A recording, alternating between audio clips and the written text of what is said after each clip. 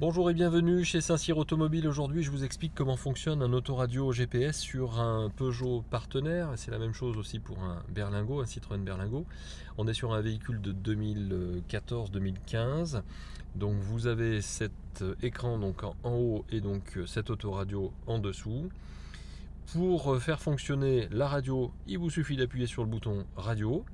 Lorsque vous avez donc la radio qui est en route, vous avez ce bouton central qui vous permet de monter ou de descendre pour avoir la radio qui vous semble être la meilleure pour vous. Vous voyez, c'est réglé par ordre alphabétique. Si vous cherchez Chéri FM, vous mettez sur Chéri FM, vous validez avec le bouton et vous écoutez Chéri FM.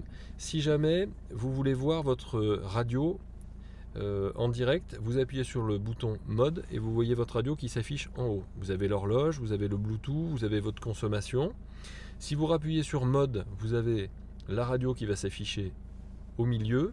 Si vous rappuyez à nouveau sur mode, vous avez la radio qui est en haut et vous avez le GPS sur le côté. Ça vous permet d'avoir différents affichages. J'ai rappuyé à nouveau sur mode et j'ai la carte complète, mais je n'ai plus la radio qui s'affiche. Donc ça c'est le premier point. Ensuite donc pour la radio, lorsque vous êtes sur radio, vous avez donc choisi la radio que vous souhaitez. Si jamais vous voulez aller donc sur la partie droite pour changer de bande, c'est-à-dire passer en mode FM, vous pouvez le faire donc grâce à ce bouton là et ensuite vous validez avec celui-ci. Vous choisissez donc AM ou FM et vous validez à nouveau avec le bouton. Je rappuie sur le bouton radio, je rappuie ici pour aller dans les options. En option, on a l'info trafic autoroutier et le suivi RDS. RDS, c'est la recherche des stations, c'est-à-dire que si vous êtes sur Chéri FM, sur Annonay et que vous descendez sur Marseille, vous n'aurez pas la même fréquence, mais par contre, ça sera donc automatiquement sur Chéri FM, ça se cherchera tout seul. Ensuite, je fais marche arrière avec le petit bouton qui est ici. Vous avez donc le réglage audio qui est disponible sur la liste en dessous. Réglage audio, ça veut dire que vous allez pouvoir choisir donc l'ambiance. Si j'appuie sur OK à la place de aucun, alors je vais me mettre sur le haut, je vais y arriver. Voilà, répartition, etc. Je mets marche arrière et je refais pour vous remontrer parce que j'ai pas été très clair sur ma présentation. Musique, donc réglage audio. Soit on a la répartition, donc tout passager, soit on a la balance, donc gauche-droite, et à chaque fois que je vais valider, je vais changer à l'étape suivante. Sinon, je vais pouvoir donc monter ici ou ici, plus ou moins la balance avant, la balance arrière, le gauche-droite, ce que vous souhaitez. Et chaque fois que j'appuie sur le bouton ici, donc je passe donc au suivant.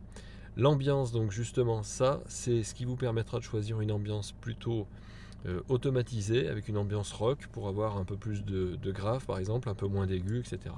Si vous souhaitez le faire manuellement, vous pouvez donc le faire avec le bouton, je vais y arriver, réglage audio, je continue, voilà, rock, je me mets sur grave, je règle mes graves, mes aigus et le loudness. Le loudness c'est pour avoir un petit peu plus de basse dans la voiture. Voilà, ça c'est pour les réglages de la musique. Pour ce qui est donc de la musique, si j'appuie sur musique, j'ai aussi donc changement de média. C'est-à-dire que si je vais sur changement de média, je vais pouvoir donc choisir soit le Bluetooth, soit l'auxiliaire. L'auxiliaire étant la prise qui est ici, qui vous permettra de lire une clé USB. Et si jamais vous avez mis un CD, le CD donc ça s'affichera donc en grisé, et vous allez pouvoir donc le mettre en route. Voilà, ça c'est donc en appuyant sur le bouton musique. Ensuite, vous avez donc le bouton navigation. Navigation, vous avez donc plusieurs choix. Choix de destination, option ou gestion de la carte. Si vous allez sur choix de destination, vous pouvez saisir une adresse, aller dans un répertoire parce que vous avez créé des adresses déjà, ou taper les coordonnées GPS. Si vous allez dans saisir une adresse, vous choisissez le pays. Ensuite, vous basculez donc sur la ville, vous validez avec le bouton qui est ici, et à chaque fois que vous allez taper sur une lettre, il ne va vous laisser que les lettres disponibles pour choisir la ville à laquelle vous voulez vous rendre. Donc là, en l'occurrence, je veux me rendre moi à Annonay par exemple, donc je choisis les lettres. J'ai pas besoin de taper la ville au complet. Il me propose donc plusieurs choses sur Annonay, donc Beaulieu-les-Annonay, Saint-Marcel, Vernosque. Je choisis donc celle qui m'intéresse. Et au niveau de la voie, donc vous allez pouvoir donc choisir ici, pareil, un nom de rue. Si jamais par exemple vous voulez aller rue Pierre de Coubertin, vous tapez P. Ensuite, il vous laisse le I en disponible. Vous tapez I. Après, vous allez chercher le E. Et vous avez la rue Pierre de Coubertin qui s'affiche. Et après, il ne vous suffit juste d'appuyer sur OK pour valider. Vous choisissez le plus rapide, le plus court ou la distance. Vous validez. Et c'est fait. Votre calcul se fait automatiquement. Et à ce moment-là, donc, votre voiture vous emmène à votre destination. Voilà, le calcul étant fini, donc vous avez donc ici 2 km à faire avant d'arriver à un rond-point. Ensuite, vous avez 9 km avant d'arriver à destination et il est 11h et vous arrivez donc à 11h13. Voilà comment ça se présente. Maintenant, si j'appuie donc sur le bouton mode qui est ici, je vais pouvoir donc choisir les différents modes comme je vous ai montré tout à l'heure. Et d'un côté, vous avez les icônes, de l'autre côté, vous avez donc le GPS qui s'affiche. Si je continue, j'ai la cartographie en grand. Et à ce moment-là, j'ai en bleu la route qu'il va falloir suivre avec la D82 qui s'affiche en gros. Et pareil, toujours 9 km, 11h14. Et même vous avez l'altitude donc sur le côté complètement à droite. Voilà pour ce qui est du GPS. Ensuite, vous avez un bouton qui s'appelle Trafic. Lorsque vous appuyez dessus, vous avez les informations du trafic autoroutier ou du trafic routier sur le parcours que vous allez faire et les alentours. Ensuite, vous avez un bouton Setup. Le bouton Setup qui est ici, lorsque j'appuie dessus, je vais pouvoir configurer donc l'affichage.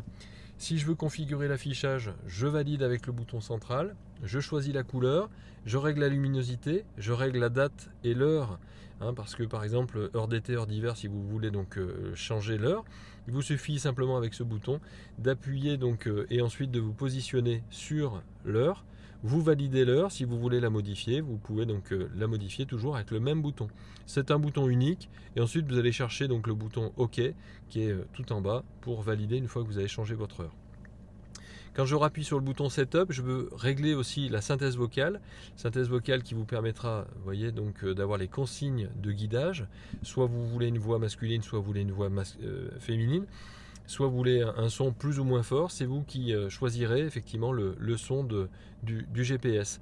Encore une fois, vous vous positionnez. Le volume de la synthèse vocale. Voilà, vous vous positionnez dessus. Une fois que c'est fait, vous allez aller directement chercher le OK. Voilà, et c'est fait. Ensuite, sur le setup, vous avez le choix de la langue, paramétrage du véhicule ou l'ordinateur de bord. Le paramétrage du véhicule, c'est fonctionnement des essuie-vitres. Là, en l'occurrence, si vous avez les essuie-glaces avant qui sont en route et que vous avez passé la marche arrière, vous demandez à ce que l'essuie-glace arrière se mette en enclenchement automatique.